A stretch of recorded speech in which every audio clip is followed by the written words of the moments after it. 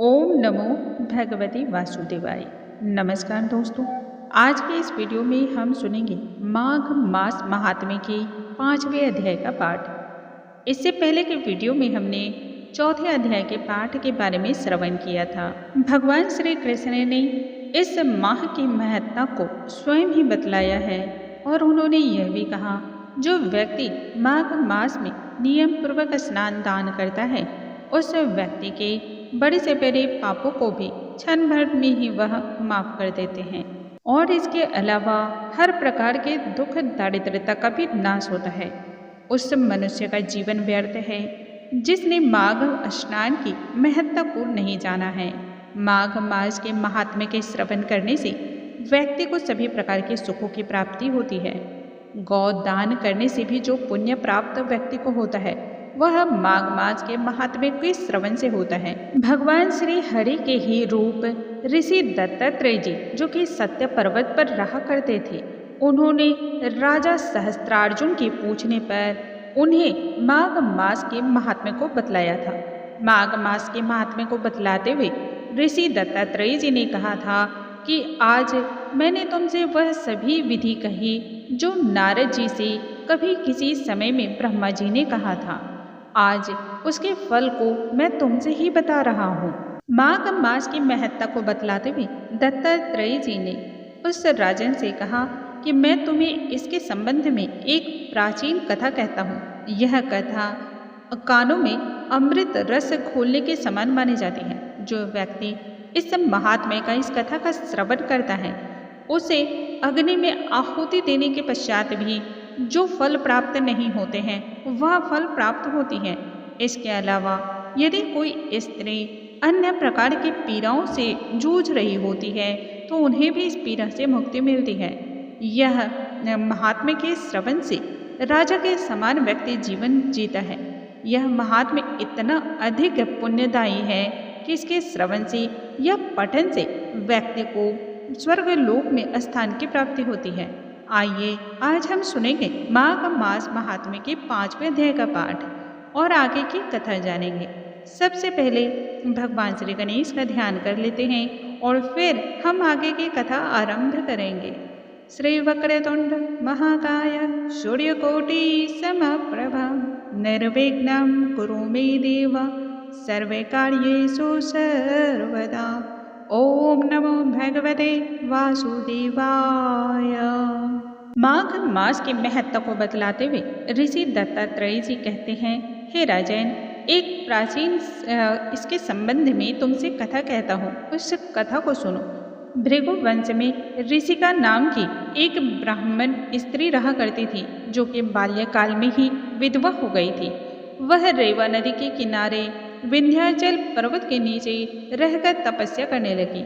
वह जितेंद्रिय, सत्यवक्ता, सुशील, दानशीलता तथा तप करके अपने देह को सुखाने वाली थी। वह अग्नि में आहुति दे करके भिक्षाटन द्वारा जो भोजन प्राप्त होता था उससे छठे काल में भोजन करती थी। वह वलकल धारण करती थी। वलकल का यहाँ पर अर्थ होता है वृक्षों की छाल, और संतोष से अपना जीवन इस प्रकार से वह व्यतीत कर रही थी।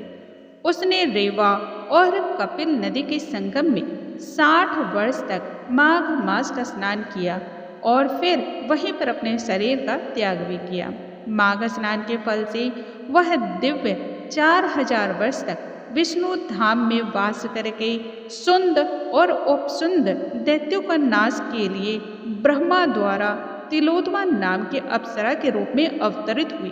ब्रह्मलोक में जब उसकी उत्पत्ति हुई थी वह इतनी रूपवती थी तथा गाने में, विद्या में इतनी अधिक प्रवीण थी कि उसकी इस आभा से ही संपूर्ण ब्रह्मांड सुशोभित होने लगा।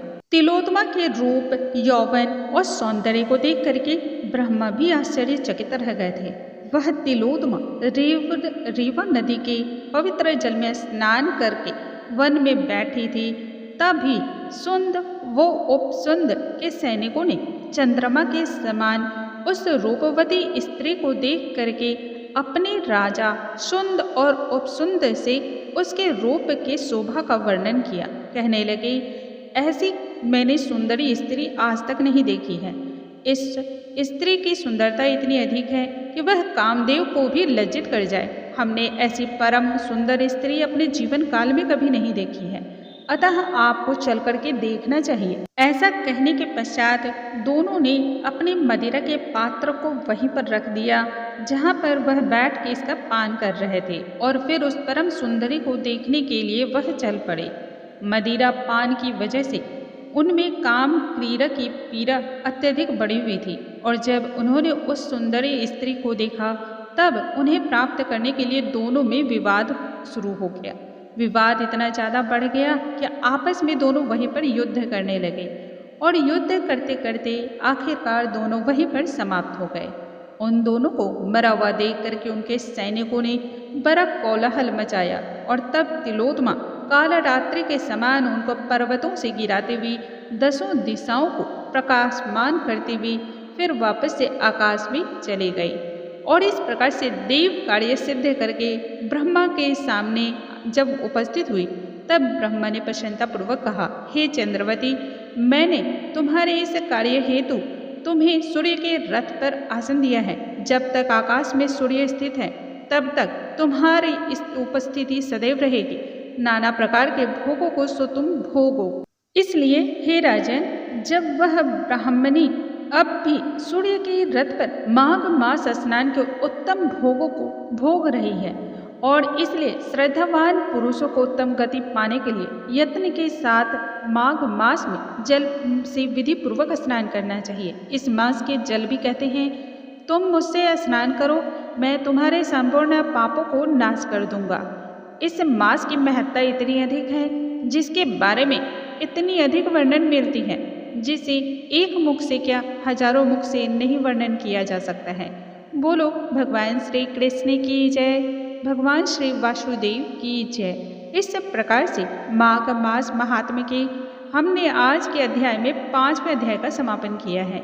कल के वीडियो में हम सुनेंगे माघ मास महात्म्य के 6ठे अध्याय का पाठ और आगे की कथा जानेंगे। उसमें हम जानेंगे भगवान ने फिर आगे की लीला किस प्रकार से गढ़ी, और सतयुग में ऐसा कौन सा कुबेर की समान व्यक्ति धनाढ्य रखता था, जो कि हर प्रकार के शुभ कामों को करने के बावजूद भी उसे ऐसे पुत्र की प्राप्ति हुई जो कुल के नाम को अधोगति में गिराने वाली थी, और किस प्रकार से उसे इन सभी कार्यों से मुक्ति मिली। कल हम फिर से मिलेंगे नई जानकारी के साथ। तब तक आप सभी स्वस्थ रहिए, हंसते रहिए और मुस्कुराते रहिए। कमेंट बॉक्स में ओम नमो भगवते वासुदेवाय लिखना बिल्कुल ना भूलें।